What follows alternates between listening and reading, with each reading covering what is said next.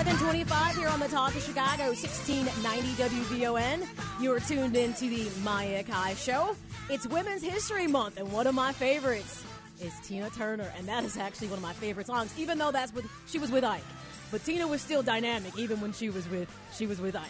So all the music you hear tonight is female artists doing their thing.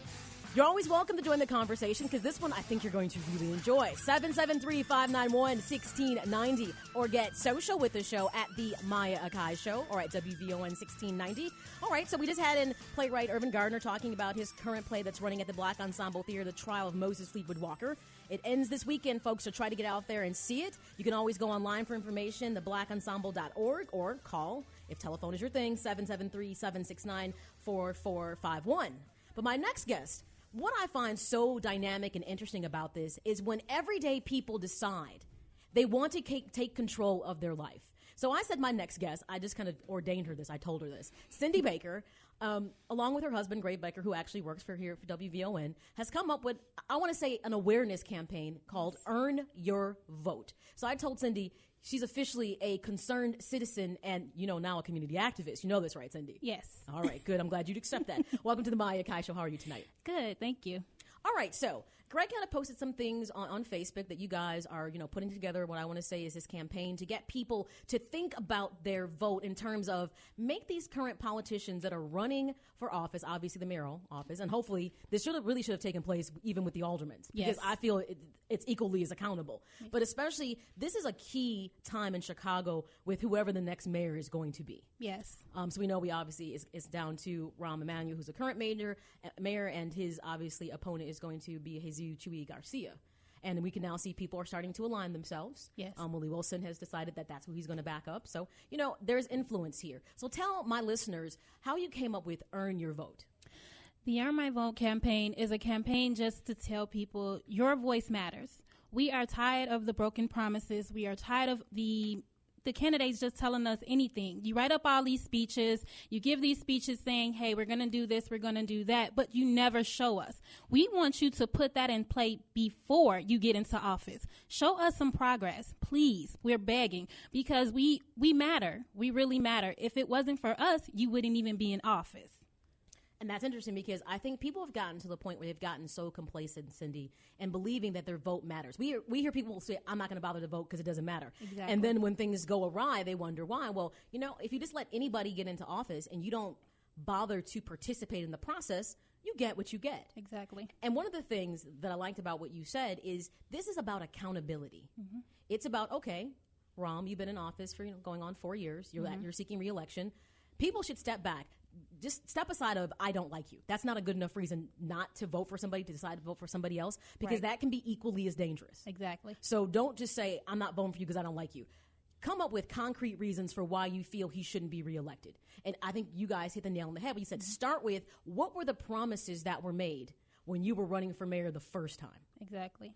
And then you look at what the promises were, and then you look at his track record. Did he keep any of those promises? Now, we all know that I think realistically you can't keep every promise. No. And that's why I'll say on the flip side, obviously Chuy Garcia is in a position where he can make all kinds of promises. Exactly. But the question is, can you also back up a lot of the things that you said? Right. He's got some creative spending stuff he was talking about. And I was like, well, where's that money coming from? Exactly. Like he wants to put more police officers, obviously, on the street. Yeah. And I said, okay, but here's my thing about that. And tell me what your thoughts are when you talk about Earn My Vote.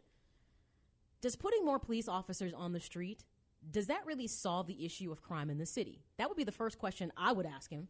And I want him to tell me why. I said, because the larger issue here, especially in communities where there is an uptake in crime, has more to do with the lack of opportunity and monies in those communities. Correct. So when you put more police officers on the street, what that says to me is you're going to just arrest more people and put them into the industrial prison complex. Exactly. So I'm kind of going, I don't know if that works for me because that answer is not what I was looking for. Right. But I don't know if people dissect things the same way. How have you dissect some of the things that you're questioning about these current two candidates?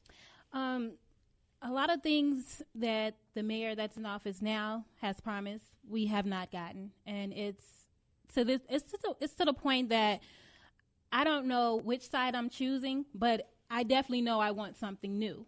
So the only thing that I'm doing now is I'm just researching my new mayor candidate just to see, is he really able to do the things that he's saying that he's going to do. Because just like you said with the police situation, we got pulled over on the way going home just a few minutes ago because Greg rode a stop sign. So if you put more officers out there, what are they going to do? Pull you over because you run stop signs? They don't mess with the people that are actually doing the crime anyway. So it's kind of a catch-22 with everything that both of the candidates are really saying. So who can you trust? Who can you believe? That's why we have to learn our candidates. You have to learn your candidate, because you can't say, oh, I'm going to vote for him because he's black. Oh, I'm voting for him because he's Mexican. He's white. I'm voting. No, that's not how it goes. You have to learn them. And once you learn them, you're able to make them earn your vote, because it is very powerful. Talking with Cyndi Baker, who is a community activist and concerned citizen. And I like the fact that you're taking the approach of, I need to really dissect what is in front of me and not just make blanket choices because I don't like you. For what it's worth, I mean, Rahm has done things that people aren't happy with, but he's also done some things that he's had to do. That's the ugly side of being the mayor of Chicago. This is, the third largest city in the nation, and it comes with a lot of, challenges in trying to get things done. It's also one of the most segregated cities in the country as well. Chicago's an interesting, I always say, beast, because as Chicago tends to go, it's reflective of a lot of things in the country, especially in regards to people of color. Of course. It tends to set trend. So I like the fact with this earn your vote, because your vote has value. It does. And I feel most people, because they're so disenchanted with what they haven't gotten, then they just feel it has no value. Well, people didn't die for this for it not to have value. Exactly. And I think it starts with your elected officials. And I'm really big on the alderman thing, too. I'm like, that is really your beginning point of people who should be working, like, at your grassroots level. Like, if you've got trash on your street or a lot of abandoned, lots or, buildings where windows are broken. Exactly. Where's your alderman in this? Because guess what? Mayor Emanuel's not going to roll down the street and be like, look at that building over there. So to me, you need to hold everybody accountable along the way. Yes. And that's what we're trying to do. We're trying to hold you accountable. We're trying to make you get out there and do something to make a change, because you can sit on your couch and complain, oh, he shouldn't have won, but did you vote? So vote. And exactly, this is Women's Month. So we as women, we need to get out there, because at one point we couldn't vote, and now we're able to vote. Black people, we were not able to vote. We have to push this campaign. It is very important for us to push the campaign. I agree. And it all comes down to looking at the candidates, and like how you said, you're kind of separating out, fact from fantasy, because promises are fantasy.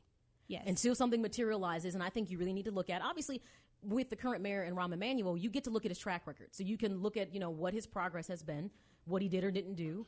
Maybe he introduced some things into the picture that initially weren't there. I know probably the biggest sticking point, we talked about this, and you have children. So I know that the closing of the 50 schools was something that was really a point of contention with people. Exactly. But at the same time, I asked the question, well, how much of it made sense? Was it case in point of there was a school where either there wasn't enough students that really made sense to keep the school open? I mean, and I know the concept of neighborhood school is something that's it's an old school concept. Right. But at the same time, in the community I live in, I remember years ago, several neighborhood schools closed because there was just no longer the population of children to fill the schools. Right. And now the current thing where I lived at one point, I swear there was probably at least 12 Catholic schools. And now it's down to about 4. Because the population of people going is just not there anymore. So change tends to happen. So my thing is, before you get extremely angry about the 50 school closing, figure out why. If it was just because it was poor test scores, not acceptable. That's not a reason to close a school. It means you hold the administrator of that school and the teachers accountable. Right. You don't close the school. But a lot of people feel that happened because there was a move towards charter schools. They wanted to create these other entities, and that's part of the reason. I mean, it's a rabbit hole. Yeah. And I think for Rahm, that has been the sticking point for a lot of people. Right. We're all guessing about that. We're guessing. Like you said, you have a lot of reasons behind it, but we haven't heard one from the mayor. So we want to know, why did he close those schools down? But guess what? We're not asking. We're not trying to earn his vote. We're just going to say, oh, he's in office. We're going to let him stay in office if he wins again or not. So we failed to do our part. If we do our part, if we question the situation, then maybe we'll get change. But if we don't question it, we just sit back and just say, oh, my vote doesn't matter. I'm not going to get anything from this. We're going to always suffer. And we don't want to suffer anymore. We as people, black, white, Mexican, it doesn't matter the color. Right. We don't want to suffer anymore. And I think that's the key thing that should unite people and make them come out to vote. And that's why I like this earn your vote, because your vote matters. It has value. But people have devalued it because of the outcomes. Let's be honest. I think most politicians, to me, it's just a profession. Right. It used to be that when people were politicians, it was a passion. Yes. The lack of passion in politics, which is almost hard to do. We've seen how this has happened with President Obama when you're passionate about something. And when you get to those levels, it's often hard to be what I would say is authentic. Yes. Because there's a lot of politics that goes into being a politician. Aligning yourself with certain groups to get things done. And we know that Chicago was known for being a city that had lots of favors. Yes. And special arrangements that were done. And it left a lot of people of color on the outside. Well, the question is, and I'd be curious, 773-591-1690, if you've decided who you're voting for, who are you voting for and why? And I'd like to know how many people have really dissected what they think is the right candidate. And Exactly. I know it could be because they're just tired of Rahm, but that can't be the only reason. And I like the fact that even though you're looking at this and you may not be happy with the current mayor has done, you haven't committed to anything. Right. Because the other candidate technically is unproven. Exactly. And I think a lot of people need to step back and kind of see that larger picture. Yes. Okay, it looks like we've perked some interest. Let's talk to Rico, who's calling from somewhere in Chicago. Rico, you're on the Maya Akai Show. Thoughts, comments? Hi, Maya. What I wanted to say is about our current mayor, as much as I dislike some things, this was my first Chicago election. You know what? There's no food deserts like there used to be in Chicago. When I first came to Chicago about 3 years ago, and I lived right in the Bronzeville area, so I'm close to the South Loop where I could go to the store, people that don't have access like me with a car, they can now go to a store that's serving fresh food. And that mayor made that commitment, and he did stay on it, which is something the previous mayor did not do. So one of the things when you look at Chewy and you look at Rahm, one of the things I think we need to get for both of them, we need these commitments before you go into office because you're not going to get them after they've already gotten an office. So I think that people should look at the two and look at what commitments has Chewy said he's going to do for some of these communities that are impoverished. I haven't heard him say anything. I would agree with you on that. And the thing, Enrico, thank you for the call. And the thing that I think is interesting, especially when someone is a candidate, it's easy to deconstruct what the current mayor has or hasn't done. That's part of your campaign. I'm going to, diffuse and kind of make people not pay attention that I have no track record. But it's easier for me to talk about what my opponent has or hasn't done because technically I have nothing to base my progress on, nothing yet. Exactly. So that's the first thing I always tell people. Be wary about the fact if all I'm doing is criticizing my opponent but not giving you a blueprint of what I want to accomplish as the mayor of your city, that to me is just smoke and mirrors. Exactly. And that's what most people do. Criticize but not give me a blueprint. And I think what Rico said is dead on. You don't have to like Ron, but you still have to step back and say, did everything he do, was it wrong? Was everything wrong? Now, if that's the case, then you have a point of contention and it's real. But everything he did wasn't wrong. And understand this, and I think all adults should realize this, especially people who are parents. Sometimes you have to make hard choices that maybe the immediate outcome is not favorable. It's the long term. Right. It's like playing chess. You never make one move because it's that move. You're thinking at least 2 to 3 moves ahead. And that's when you're talking about who you want to be the next mayor and you're on your vote campaign. I think this is key. So you have this awesome T-shirt on, which I've ordered one, by the way. And I like this. It's like putting a message out there. Tell me a bit how the T-shirt came into play. The T-shirt came into play because it's just the vision. We had a vision to show people, take pictures, show everyone across the world that this is important. This is important for the mayor election. This is important for even when we're electing those presidents in schools. We have elections every day. It doesn't matter. Yes. So when we're having these elections, at the schools, we want the parents to come out and vote. We don't want you to say, oh, my kid go to this school. They don't have lunch. They don't have good lunches. They don't have hot lunches. But what did you do to get that president into that school? Did you make an effort to go up there and speak out? You're not speaking out. You're not getting anything. So the vision, it's just a vision, and we want you guys to see that vision. It is a big picture. It matters. Please, please, please join the movement. Earn our vote, earn our vote, earn our vote. That's all we want you to do. So I like the shirt. So if people, because I'm going to post it on my Facebook page, they're going to see, and hers obviously is a Fillmore shirt and it's cute, and you guys' shirt is cute too, whatever. But if people want to be part of the movement and part of the message, where can they get the shirt? They can get the shirts by contacting myself, Cyndi Baker, at 312-774-5516. Or contacting Greg Baker, 312-774-5517. Also, you can catch it on Greg's Facebook page at the Radio King, Greg Baker, as well as my page, which is Cyndi Baker. Fantastic. I love the shirts. I like when you can put a message out there and it's visual because it makes people think about it. Cyndi Baker, concerned citizen And now community activists asking you to make people earn your vote, not just for the mayoral election, but in every part of your life where somebody is a decision maker and it's not you. Exactly. And you get the choice to elect them, make them earn that from you. Yes. I like that. The Maya Akai Show. Stay tuned. We'll be right back. Hello, Sir Henry Cheatham here, inviting you to join us here on AM 1690, WVON on Saturday nights for Classic Blues and R&B for some great American music. On Classic Blues, we put the sawdust on the floor early, the barbecue is hot, the potato salad ready, and the beer is always cold. So join us here every Saturday night for a good old American good time on WVON, the talk of Chicago and the voice of the nation, AM 1690. By the way, it's Women's History Month. Everybody who knows me knows I am a rock and roll person. And Ann and Nancy Wilson of Heart were two of the baddest women in rock. I mean, songwriters, guitarists, just cream of the crop. And I'm a huge Heart fan. So when it comes to it's Women's History Month, we're going to mix it up from women in rock, women in R&B. We're going to get to do a little bit of everything. Because as women, we are multifaceted. Yes. So, the Maya Akai Show, it's 7:48 here on the Talk of Chicago. And in studio with me, I have Cyndi Baker, who is a concerned citizen as well as a now community activist, telling you, make politicians, make anybody that you have to vote for, earn your vote. Don't just do it because you're mad. Don't punch a ticket or choose not to punch a ticket at all because you're angry and feel your voice doesn't matter, doesn't have value. Because we have seen when people fail to vote, what happens. Exactly. And when something bad happens, you really can't complain about it because you didn't participate in the process. And that's what's key. So I can see callers have lined up. You can join the conversation, 773-591-1690, or get social with the show at the Maya Akai Show or at WVON 1690. Cyndi, let me ask you a quick question before we go to callers. Yes. And these two candidates, how can they earn your vote? What is maybe one or two things that you're looking to hear these two candidates in Rahm Emanuel and Chuy Garcia, what are you looking for from them? What would perk your interest and say, okay, I think we're on track? I just want to hear them talk about jobs. It is so many people out here that are doing all this crime, stealing, the killings, the shootings. It's all because of lack of money. We want to know, what can you do to help us get jobs, help us to support our families? We have families and everybody wants to support their family, but without a job, you can't do that. So come on, talk about the jobs, talk about what you can do in our in our small little neighborhoods. You want to talk about the big picture, but you have to reach out to those neighborhoods as well. We have a lot of neighborhoods that have no jobs. We have the little corner stores that are all being closed down because they're letting every Walmart set up shop.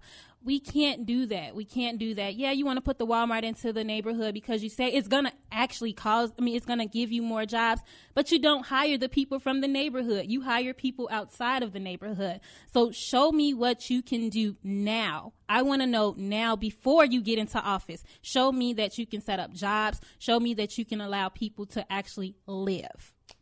There you go. So a key component for you and the candidate you want to vote for is community reinvestments and jobs. Yes. All right. I think that's something that everybody wants. They want to see the rebirth and a reinvestment in their community with jobs and eradication of homelessness. Yes. All those kind of things. All right. Let's go to the phone lines and get what you think is important in this conversation about earning your vote. Let's go to Pastor Tori calling from somewhere in Chicago. Welcome to the Maya Akai Show. What's your thoughts or comments? Thank you, Maya, and to your guests. Such a refreshing conversation to hear you guys.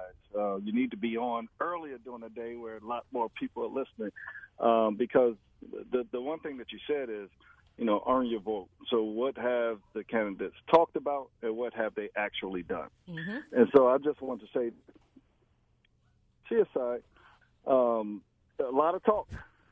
I'm going to end the red light cameras. I'm going to do this. I'm going to do that. But then where's the plan to do it? And that's what, from my opinion, I've failed to see time and time again from Mr. Garcia is what's the plan for taking our city forward. And if you look at the history of the city and where we've come under the Daley administration to where we are now under the Rahm administration, it's like night and day. I mean, the city is actually progressing. So I just want to list a couple of things that made me vote for Rahm based on the things that he's done over the past 4 years. And so you mentioned the school closings. Okay. And I think you said, hey, did we just close the school because of failing test scores? Because if that's the case, that's not enough. And you're absolutely correct. That's not enough, and that's not the reason the schools are closed. Right. If you look at the communities that those schools were closed in, is purely due to three things. One, low test scores. Two, low graduation rate. But three, population. Those communities, they moved to the suburbs. So if you have a school that was once 100%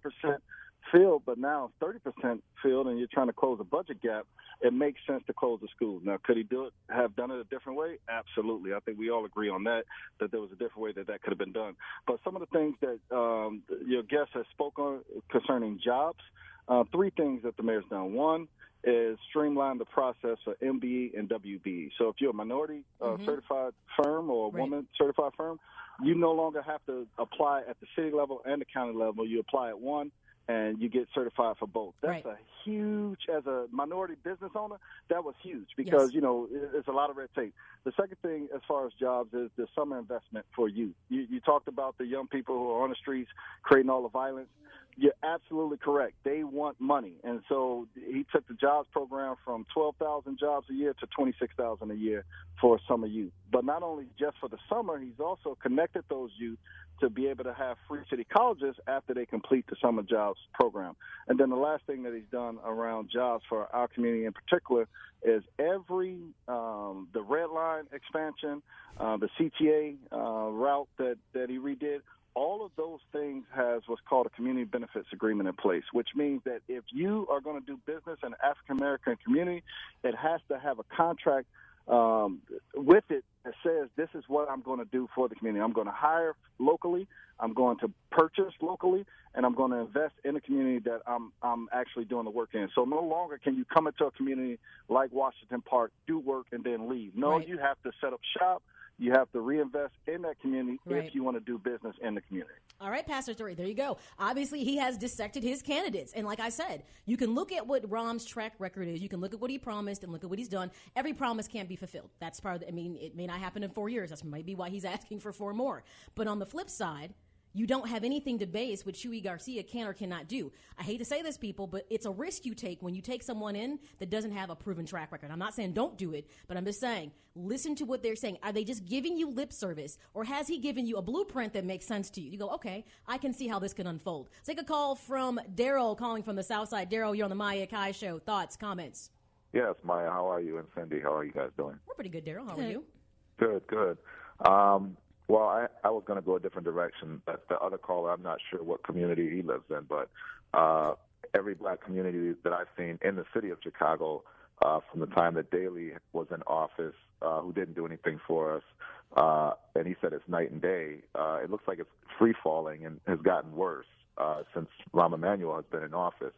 So I don't know where he's looking. Our communities are devastated, impoverished, and crime-ridden. So I'm not sure what he's looking at. But anyways, what I do want to say is how I judge. I can't say this with Chuy Garcia yet because he hasn't been there. But for Rahm Emanuel, I would say, or any other politician for that matter, I judge them by what they don't speak of. And I think silence speaks volumes. Yes, it does. Right. And I think that displays the true type of character. If a mayor is not addressing if he's not on his own concerned enough about poverty and the way our communities look, if he's not bringing up the topic about these boarded up buildings, about minority contracts, about police brutality, if he's not bringing up these issues that affect our community, then he must not care, or any politician must not care. So I think that tells the true character of a person is what they don't say. If you're keeping silent, that means you just don't care about those issues that you need to be speaking up on, especially if you have that platform. And that's pretty much what I want to say. All right, Daryl, I like that perspective. The lack to speak on something that is obvious, but to choose to not to address the issue and to be silent should tell you a lot. And that's why I'm saying dissect the conversation that you're hearing. don't just go for the smoke and mirrors and empty, promises are being made, because we all know that promises frequently are broken with politicians. Yes. It comes with the territory. Let's go to Pam on the west side. Pam, how can these current mayoral candidates earn your vote? Well, I don't think there is anyone that doesn't feel that these candidates shouldn't earn votes. And people are looking at different issues. For me, with Rahm Emanuel, he can't earn my vote. There is nothing he can do or say. Okay. Because he's already destroyed that. I didn't vote for him the first time, so that goodwill is already gone, even if I were to think about giving him an opportunity. He's about to lose his job. He's in the race of his life, so he's going to say anything. But, Maya, with the school system, I cannot believe what spell did Rahm Emanuel put on people that they believe 50 schools needed to be closed. That is utterly ridiculous. And when you talk and listen to some of the top scholars, they just say that is utterly ridiculous. Now we talk about business opportunity, contracts, and people working. Why do we call Mr. Ed Gardner out there having to protest for jobs? And then, at his age, bless his heart, having to follow up and go to City Hall to find out what was happening in the committee meetings. See, Rahm Emanuel, you don't treat a population of people like that. So for me, he's disrespectful. Okay. I don't need his kind of leadership. Now, when you speak of Garcia, I don't know if he has all of the answers, but it's very doable to abolish the red light cameras, because that is a system that is racist in its nature, and Rahm Emanuel knew it when he instituted it. All right. And lastly, let me say communication. Rahm Emanuel didn't have any experience as an executive. He never had any experience with the south and west sides of the community. So you think he would have tried to work to harness some goodwill. Okay. That didn't happen. No. Nope. And lastly, let me say this. I'm always concerned with the surrounding cast, so to speak. Okay. Your senior advisors. Who are you getting your advice from in terms of business? Because Rahm Emanuel did know a lot. That's why he's in this predicament now. He's got some very bad advice. Pam, this is true, and that's why you got to look at the whole picture of, when you bring somebody who's in green into this role, obviously their supporting cast becomes so instrumental in how successful they're going to be, and that can be the concern of it all. So, earn your vote. Yes, earn my vote. That's a key thing. I will post on my Facebook page how you can get these fabulous shirts. Yes. I'll take a picture of it so that you can see it.